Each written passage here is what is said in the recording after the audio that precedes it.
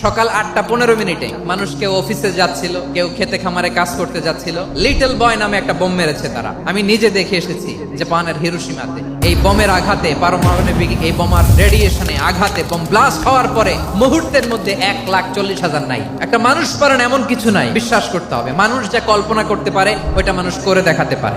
আমরা যখন আমার পিতার পৃষ্ঠদেশে ছিলাম, পিতার পৃষ্ঠদেশ থেকে শুক্রাণু যখন মায়ের গর্ভদেশে যেয়ে পড়ে, কতটা শুক্রাণু ভ্রমণ শুরু করে জানো? 20 কোটি শুক্রাণু। ওই 20 কোটি শুক্রাণুর মধ্যে থেকে তুমি আমি আজকে এক বিকশিত শুক্রাণু মানব রূপে পৃথিবীতে এসেছি। সুবহানাল্লাহ। সেদিন আমি এত ছোট ছিলাম, মাইক্রোস্কোপ দিয়েও আমার অস্তিত্ব টের পাওয়া যায় না।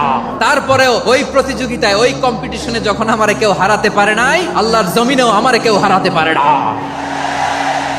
হারার জন্য তোমার জন্মই হয় নাই, তুমি আসছোই জিতার জন্য। সুবহানাল্লাহ। একটা কথা জীবনের সাথে সেট করে নিতে হবে, আমি জিতি নয় শিখি, আমি কখনো হারি না।